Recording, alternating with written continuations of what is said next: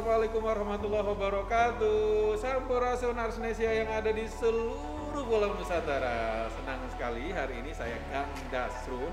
Biasanya saya ditemani oleh Teva, cuman Teva hari ini berhalangan. Jadi hanya saya yang menemani di edisi hari ini. Dan hari ini saya akan ajak Arsnesia loh jalan-jalan ke salah satu museum yang ada di Kota Bandung. Museum apa? Museum Sri Baduga Bandung.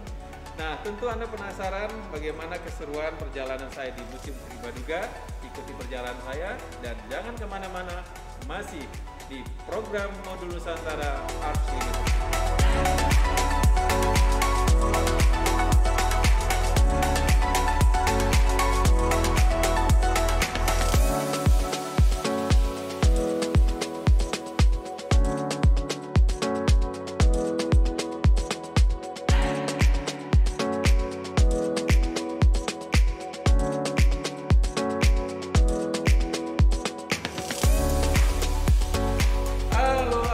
Ya, balik lagi bareng saya Kang Dasrun. Seperti yang saya sampaikan di awal tadi, jadi belepotan ya, bahwa saya akan ajak kalian untuk jalan-jalan di salah satu museum di Kota Bandung, Museum Sri Baduga. Dan kali ini saya nggak sendiri loh ya, saya ditemani oleh seorang bapak ya, namanya Bapak Iip Syarif Hidayat. Nah, Pak Iip ini yang lebih tahu banyak tentang Museum Sri Baduga Bandung. Assalamualaikum Pak Iip. Waalaikumsalam. Damang Pak Iip. Alhamdulillah. Alhamdulillah. Bapak izin biar kita lebih enak hanya kita buka aja ya Pak ya, ngobrolnya ya. Pak izin di Arsnesia ya. Oke, insya Allah udah divaksin ya Pak ya kita ya Pak ya. Oke, aman insya Allah. Oke Arsnesia, kita akan ngobrol-ngobrol dengan Pak Iip Syarif Hidayat terkait dengan Museum Sri Baduga. Pak Iip, apa sih sebetulnya arti ya Pak Sri Baduga? Ada artinya nggak Pak? Atau ada mananya nggak Pak? Oke. Museum ini diberi nama Sri Baduga. Sri Baduga itu diambil dari nama depan salah seorang raja dari kerajaan Pajajaran yang bertata pada saat itu abad ke-16. Nah, Sri Baduga artinya Sri, artinya sang ratu atau yang dipertuan, kira-kira seperti itu. Nah, mudah-mudahan kehadiran Museum Sri Baduga ini bisa menjadikan tuan rumah yang terbaik untuk para pengunjungnya, baik itu wisatawan mancanegara maupun wisatawan domestik. Oke, Bapak, Pak Iip, kira-kira apa saja sih Pak yang bisa dilihat atau yang bisa ditemukan oleh para pengunjung yang ada di Museum Sri Baduga ini Pak? Nah, Museum Sri Baduga ini adalah salah satu museum wilayah atau museum provinsi, di mana koleksinya kami memamerkan dari seluruh kota kabupaten se-Jawa Barat. Jadi ini adalah merupakan aset budaya Jawa Barat. Boleh disebutkan Pak aja Pak? Dari mulai zaman prasejarah, masa klasik Hindu-Buddha, masa Islam, masa kolonial, masa merebut kemerdekaan sampai sekarang. Nah, ini salah satunya ya Arsnesia ya. Ini Pak Iip kenapa nih Pak Iip? Salah satunya adalah disinilah tersirat dan tersurat nama lengkap Sri Baduga, yaitu Sri Baduga Maharaja Ratu Haji Ing Pakuan Pajajaran Sri Ratu Dewata. Ini namanya prasasti batu tulis yang ditemukan di Bogor. Dan ini menggunakan aksara Jawa ya Pak ya? Aksara Jawa Arsnesia ya.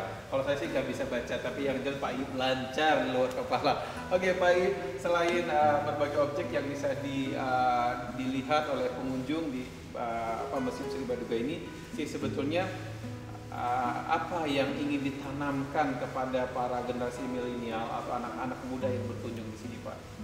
Begini, kami memberikan satu gambaran kepada para pengunjung, khususnya generasi muda ya. Nah, di sini dipamerkan, kami dibagi dalam 3 tahap atau 3 lantai. Nah, di sini memberikan satu gambaran atau kronologis pembabakan sejarah yang ada di Jawa Barat. Nanti bisa dilihat di lantai pertama kami memperkenalkan benda-benda koleksi yang berkaitan dengan potensi sejarah alam Jawa Barat. Lalu sejarah budaya. Nah, sejarah budaya ini diawali dari zaman prasejarah, lalu masa klasik Buddha. Nah, lokasinya bisa dilihat di ruang rotunda. Di lantai berapa? Lantai pertama, ruang patung, gitu ya. Nah itu. Jadi dari situ sudah terungkap kebudayaan Jawa Barat dari mulai masa berburu, bercocok tanam, ya, sampai ke masa perundagian, gitu. Lalu disitulah kontak budaya, sehingga budaya-budaya kita pada saat itu bernuansakan Hindu-Buddha yang berasal dari India bagian selatan. Nah, sehingga kerajaan-kerajaan di Jawa Barat ini bernuansa Hindu dan Buddha. Nah, itu bisa dilihat dari peninggalan beberapa prasasti dan arca-arca sebagai medianya. Pak Iep, punten, ini dari sekian prasasti atau arca yang paling menarik dan diminat oleh pengunjung bagian mana nih Pak? Saya ingin tahu Prasasti yang penasaran. paling diminati oleh para pelajar adalah prasasti Ciarutan, peninggalan prasasti Ciarutan. Ya, peninggalan kerajaan Tarumanegara di abad ke-4-5 Masehi. Cekidot Arsnesia, nanti kita akan lihat ya prasasti Ciarutan itu seperti apa wujudnya. Ya, tentu penasaran ya. Kita lanjutkan ngobrol terlebih dulu dengan Pak Iep. Pak Iep, ini masih pandemi nih Pak, ya masih COVID kan ya. Gimana Pak cara kebijakannya? Apakah sudah diberi kelonggaran untuk berkunjung atau dengan beberapa ketentuan-ketentuan Pak? Sampai saat ini di masa pandemi dari tahun 2019 ya sampai sekarang kami belum buka untuk umum, tetapi kalau untuk penelitian mahasiswa atau siswa yang melakukan PKL maupun penelitian yang lain itu dipersilakan, tetapi tidak 100% gitu ya. Nah, untuk pemahaman publik terhadap museum dan memberikan nuansa baru di masa pandemi ini, kami menyelenggarakan kegiatan-kegiatan yang dikhususkan untuk publik, baik itu pameran secara virtual maupun ada seminar juga virtual juga. Gitu ya. Jadi konsepnya wisata virtual ya Pak ya, wisata virtual. Artinya Arsnesia luar biasa, ternyata memang teknologi ini sangat-sangat membantu kita untuk tetap mengenali dan mencintai sejarah seni budaya yang ada di Indonesia, termasuk yang dilakukan oleh rekan-rekan yang ada di Museum Sri Baduga Bandung. Tadi Pak Iep udah bilang, meskipun pandemi tentu nggak hanya diam diri saja, tetap konsisten untuk menyampaikan serta melestarikan semua objek wisata yang ada di museum ini secara virtual. Oke Pak Iep, terima kasih banyak atas obrolannya pagi hari ini. Mudah-mudahan bermanfaat, mudah-mudahan museumnya banyak dicintai oleh para generasi muda ya Pak ya. Sehat-sehat selalu Pak Iep. Terima kasih. Assalamualaikum warahmatullahi wabarakatuh.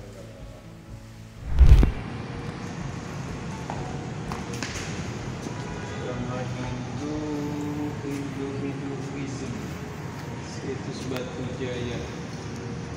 Mana? Wah, ini arca ini kumpulan arca ini Arsnesia luar biasa.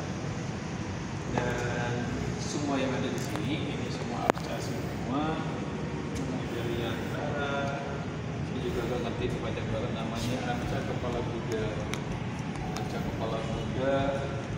dan ini peninggalan benda berupa lampu delapan. Itu tergolong benda peninggalan masa klasik Hindu Buddha. Jadi memang banyak peninggalan Hindu Buddha ya. Dan ini tidak terlepas dari sejarah perkembangan agama yang ada di Indonesia ya. Jadi selain seperti kita ketahui Arsnesia selain agama Islam juga siar-siar agama Hindu dan Buddha itu sangat gencar ya di Indonesia. Ini terbukti dengan berbagai peninggalan, termasuk peninggalan arca yang ada di Museum Sri Baduga ini. Dan ini saya nggak tahu ini menyerupai goa gitu ya. Tapi di sini tidak ada keterangannya apakah goa apa ini dan apa nilai sejarahnya, nggak ada di sini keterangannya. Kita lanjut ke sini dan ini evolusi manusia. Ini pasti tahu lah ya Arsnesia ya, karena banyak juga di buku-buku ya, di buku-buku sejarah ya tentang evolusi manusia. Ya, oke. Ini pemukiman masa prasajarah. Ini diceritakan ini pemukiman prasajarah itu seperti apa, termasuk ketika akan membutuhkan api, ternyata dimulai dari batu gitu ya, mengadu batu, kemudian akan keluar yang namanya percikan-percikan api. Ini tuh nggak ada keterangannya. Saya takut salah kalau tidak ada keterangannya. Oke. Nah, ini kita coba lihat yang ini. Ini menyerupai batu besar. Ini apa ya? Ini sih sebetulnya kayak prasasti gitu ya, prasasti batu. Tapi memang batu tulis ya. Tapi di sini tidak ada tulisannya ya. Kalau yang di depan tadi ada, yang waktu saya ngobrol dengan Pak Afif tadi ada ya tulisannya. Lalu kita kemana nih? Oke, sepertinya kita harus masuk ke dalam nih Kang. Di dalam itu kita coba lihat ya Asnesia ya. Di dalam ini ada apa? Ini penyu ya, ini dimasuk ke hewan-hewan ya Kang ya. Ini ada penyu, ada buaya, peninggalan sejarah, ada rusa. Oke, kan kalau kita ke lantai 2 kemana Kang? Yang tadi ada apa namanya itu? Apa tadi kata Bapak tadi ya? Kita naiknya dari mana ya? Lantai 2-nya ya. Oke, kita coba explore yang ada di lantai 2 ya Asnesia ya. Kalau tadi kita coba di lantai 1 dan kita lihat berbagai prasasti yang ada di lantai 2 ini. Bismillah. Nah, ini luar biasa ini di lantai 2 ini. Nah, ini baru masuk ke ini ya. Yang apa namanya itu sejarah syiar Islam ya. Nah, ini kalau di bawah tadi banyak sejarah syiar Hindu dan Buddha, dan ini yang Islam. Ini namanya balai. Balai itu mungkin bisa diartikan tempat khusus santai yang bisa digunakan untuk mengaji. Ini ada patung ya, seorang teteh yang sedang mengaji. Depannya ada Al-Quran. Ini juga sama nih sistem pengetahuan. Ini udah jelas, ini juga sama ya. Syiar-syiar Islam. Ini ada semacam seperti tasbih ya. Kemudian ini kita udah masuk ke bahasa dan aksara nih ya. Ini bahasa dan aksara. Bahasa dan aksara. Ini saya nggak ngerti itu ya, huruf-huruf bahasa Jawa kuno gitu ya. Nah, ini ada Al-Quran nih. Ini kali ini Al-Quran nih. Ini Al-Quran tulis tangan, ditulis pada tahun 1860 Masehi luar biasa ya. Ini juga sama, naskah Babat Cirebon. Teks naskah tulis dengan menggunakan aksara pegon berbahasa Sunda. Wah, sekilas sih mirip kayak tulisan Al-Quran ya, Al-Quran ya Kang ya. Tapi ternyata bukan ya, ini namanya naskah Babat. Ini juga naskah Abdul Qadir Jailani. Ya, meskipun menggunakan tulisan Arab sih sebetulnya ya. Oke. Lalu kemudian kita ke sini Kang. Ya kan? Oh ya. Ini menarik nih Kang. Nah, bagian di sini itu ya, ini itu tempat tidur. Oh, tempat tidur zaman dulu seperti ini.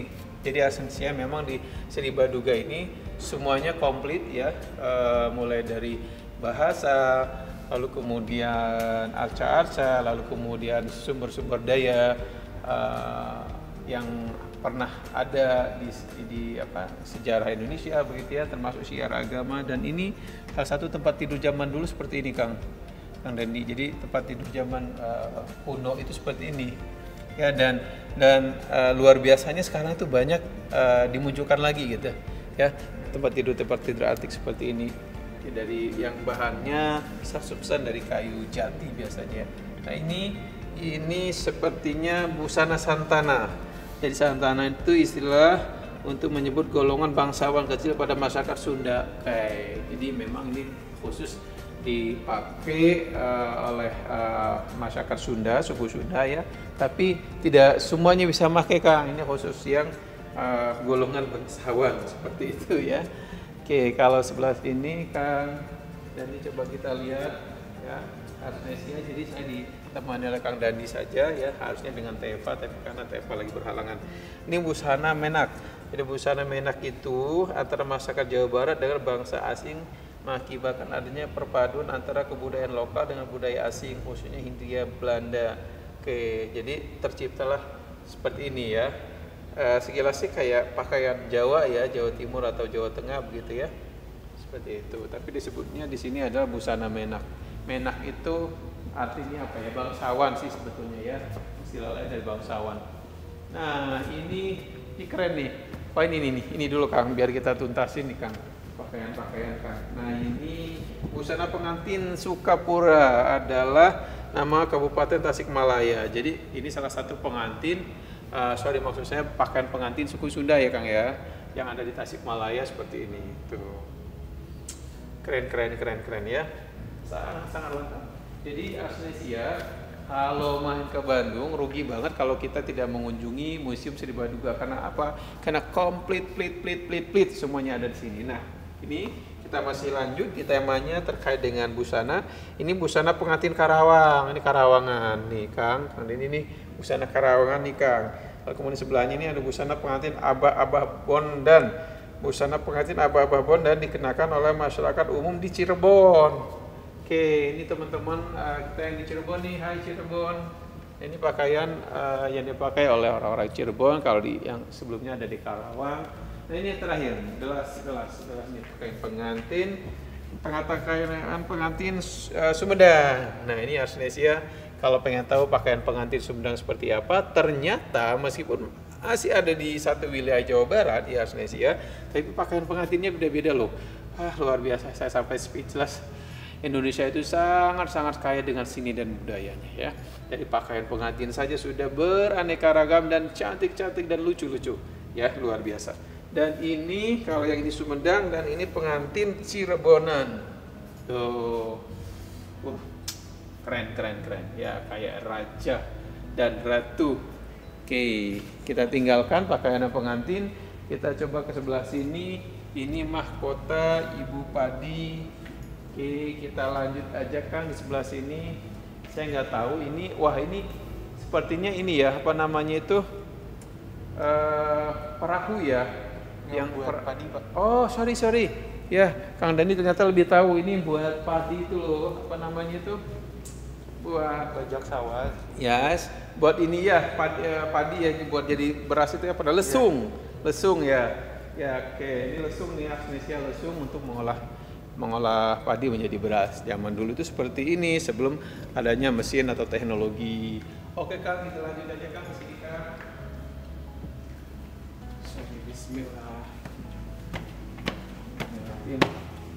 Kang pakaian ya, alat-alat pertanian. Ini kita masuk ke bagian apa nih Kang? Pandemas teknologi peleburan biji logam. Oh ini ya, cara bikin emas zaman dulu begini ya, teknologi yang digunakan untuk membuat emas dari logam menjadi emas ya. Ini juga pandai besi ya. Nah ini juga ya, dari zaman dulu pun Indonesia itu juga sudah sangat kaya dengan sumber daya alam, mulai dari logam, emas, dan juga logam besi gitu ya. Lalu kemudian wow, ini luar biasa nih. Ini kerajinan loh ya Arsnesia. Jadi kerajinan tangan zaman dulu itu luar biasa ya, bisa bikin tikar seperti itu. Kemudian bisa bikin tas itu dari anyaman-anyaman tumbuh-tumbuhan. Ya, saya nggak tahu persis nama tumbuhannya apa, tapi yang jelas zaman dulu itu bisa dipakai buat atap rumah, bisa dibuat tikar, bisa dibuat tempat-tempat seperti tas dan sebagainya. Ini luar biasa. Nah, anyam-anyaman ya tuh semua dari sumber daya alam yang ada di Indonesia. Dan Indonesia itu memang sangat kaya. Jadi wajar kalau negara-negara asing seperti Belanda itu pengen banget ya, bahkan ratusan tahun kita dijajah oleh Belanda. Kenapa? Karena mereka sangat tertarik dengan sumber daya alam manusia dan juga sumber daya alam yang ada di Indonesia. Ya, sangat kaya. Dan ini batiknya loh Arsnesia ya.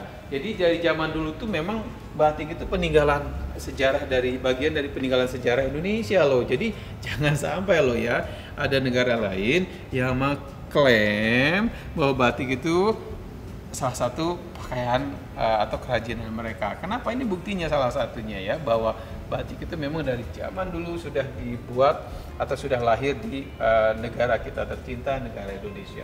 Ini luar biasa nih. Wah, batiknya keren-keren ya. Nggak kalah motifnya dengan batik-batik yang sekarang gitu ya. Nah ini. Saya nggak tahu apa namanya itu cerita dari batik ini. Kalau saya tahu pasti akan saya ceritakan satu demi persatu ya. Oke, nggak apa-apa. Ini secara misalnya saja bahwa ini batik memang sudah lahir dari zaman dahulu. Nah ini juga pakaian-pakaian adat ya, itu adalah batik, dan itu setahu saya itu adalah pakaian tenun ya. Pakaian tenun itu yang warna merah itu tenun, dan ini batik. Lalu kemudian ini apa nih Kang? Wah, ini permainan tradisional ya. Permainan tradisional yang ada di apa namanya, yang ada di Jawa Barat ya. Itu ada kelereng ya, ada mainan apa namanya catur dan sebagainya. Lalu kemudian wah ini nih apa namanya, congklak ya, ada congklak ya, itu ada congklak dan sebagainya. Wah, lengkap banget ya, ini mainan-mainan zaman dahulu kala ya, dan ini memang patut kita lestarikan. Kalau ini terkait dengan hasil-hasil perkebunan nih Kang, dan ini ya, ada kelapa sawit, ada kina, ada kakao ya. Nah, kakao itu coklat ya, dari sawit tuh. Luar biasa, memang sumber daya alam Indonesia itu sangat-sangat kaya ini Indonesia ya.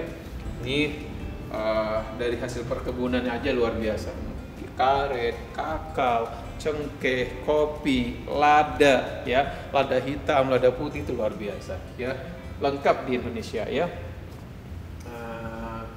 Ini juga masih perkebunan ya, ini perkebunan teh. Nah ini khusus teh tuh kan. Kalau tadi sudah saya jelaskan beberapa jenis tanaman perkebunan, dan ini salah satunya ada teh ya, luar biasa. Oke. Nah setelah kita tadi ke pakaian adat ya, lalu kemudian alat-alat pertanian, lalu kemudian hasil-hasil pertanian dan sebagainya, dan ini kita masuk ke alat musik tradisional ya, yang kita kenal di Pulau Jawa ya.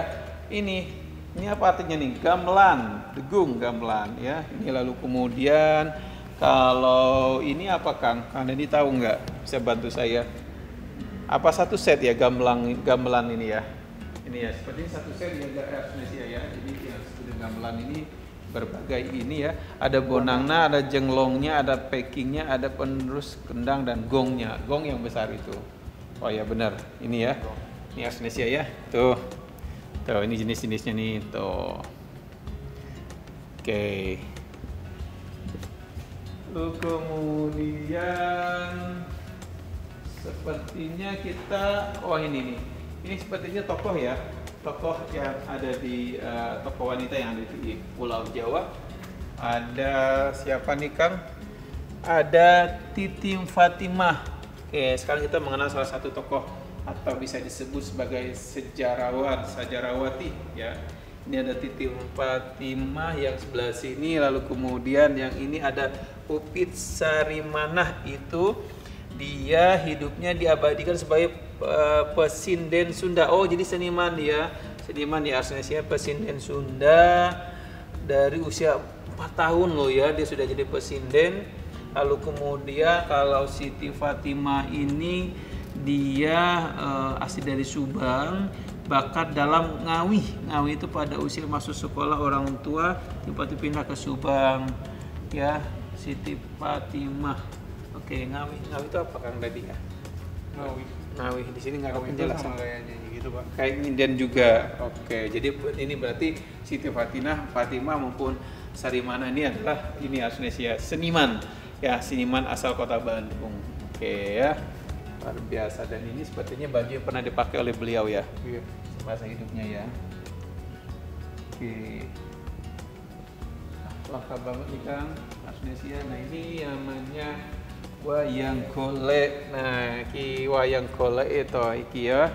Wayang golek merupakan perkembangan dari wayang Purwa. Ceritanya mengambil lakon Mahabharata dan Ramayana. Nah ini nih ya Indonesia.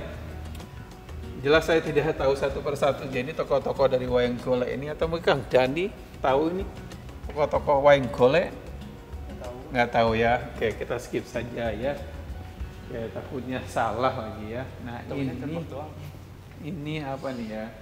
Ini tidak ada. Oh ini Kang, keterangannya di sini adalah wayang beber. Wayang beber nih. Ini ya. Wayang beber.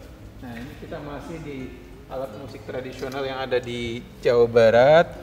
Ada karinding tuh ya, tuh karinding, lalu kemudian ada taleot, ada suling, ada trompet, tarawangsa, kacapi rincik, ya, lalu kemudian kacapi indung. Indung itu kan besar ya, induk ya, makanya disebut dengan kacapi indung. Lalu kemudian di atas itu yang di tembok itu rebab. Rebab itu alat musik yang dimainkan dengan cara digesek, semacam biola ya, semacam biola ya. Kacapi siter, ya, celempung bambu, celempung. Kalau celempung itu gimana cara alat mainnya Kang?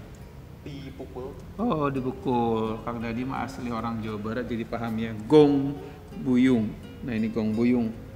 Dan terebang itu semacam alat pukul gini ya. Iya. Ya. Kalau di daerah Pulau Sumatera itu disebutnya ketipung. Oh, Ya ketipung. Ya mirip-mirip ketipung. Nah ini angklung gubrak. Nah ini angklung ya. Di Bandung sini kan sebetulnya ada ya angklung saung ijo ya. Ujo ya. Dan memang angklung itu salah satu alat musik tradisional yang ada di Jawa Barat ya. Oke, ini juga sama ya. Angklung ini, ini ya alat-alat apa namanya? Timbangan, alat-alat niaga di zaman dahulu kala timbangannya. Nah, kalau Arsnesia lihat ini ya perubahan-perubahan alat timbangan ini ya luar biasa. Sekarang pun masih ada Kang sebetulnya timbangan seperti ini ya, meskipun sudah dimodifikasi ya. Nah, ini apa nih Kang? Nah, ini mata uang ya. Mata uang ya. Oke, kita udah mulai masuk ke mata uang. Nah, ini oke ya, Kang Dandi, maka diperlihatkan ini uang 10 tulisan zaman dulu ya, ejaan sejarah mata uang pendudukan Jepang. Oh, ini masa-masa zaman Jepang ya Kang ya? Ketika kita dijajah oleh Jepang, mata uang seperti ini. Kalau ini secara mata uang Republik Indonesia. Nih Kang, udah lahir belum Kang Dandi? Belum, Pak. Belum ya. Ini uangnya waduh luar biasa, jadul banget ya, tanda pembelajaran pembayaran yang sah. Pembayaran ya maksudnya. Sorry, itu ejanya aja lama. Wah, 5 rupiah seperti ini loh. Ya. Kalau ini sejarah mata uang Hindia Belanda ya. Waktu zaman penjajahan Hindia Belanda, ini nih mata uang kita nih. Arsnesia nih ya. Kemudian mata uang kerajaan Islam. Ini kerajaan Islam kecil-kecil banget ya Kang ya. Koin ini. Dan ini masa prasejarah. Nah, lebih lagi ini saya nggak tahu ini jenis mata uangnya seperti ini gitu ya. Oke, Arsnesia nampaknya bagian apa namanya mata uang ini mengakhiri ya perjalanan saya dengan Kang Dandi ya, menelusuri dan juga mencoba untuk mengeksplor kekayaan alam yang disimpan di Museum Sri Baduga ini ya. Mudah-mudahan bermanfaat kunjungan kami kali ini yang jelas dalam program Modul Nusantara ya Ars University. Oke. Ikuti terus perjalanannya. Oke, Arsnesia, akhirnya tiba juga saya dan Kang Dandi di penghujung acara dalam program kemerdekaan Modul Nusantara Ars University ya.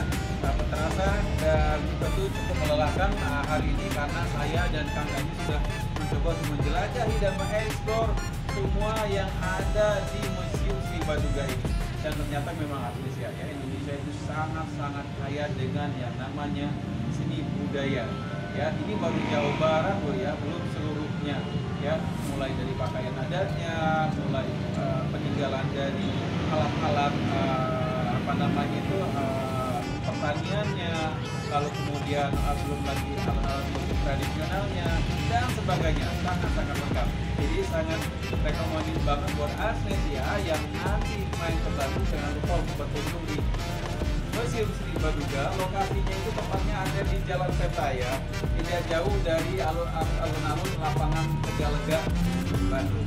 Oke, terima kasih banyak atas kebersamaannya. Saya Kang Dasrun Hidayat dan juga Kang Dandi undur pamit. Terima kasih banyak atas perhatiannya. Mudah-mudahan kunjungan kita kali ini bermanfaat di Museum Seni Baduga. Oke, salam sehat selalu. Viewers. Yes, we are.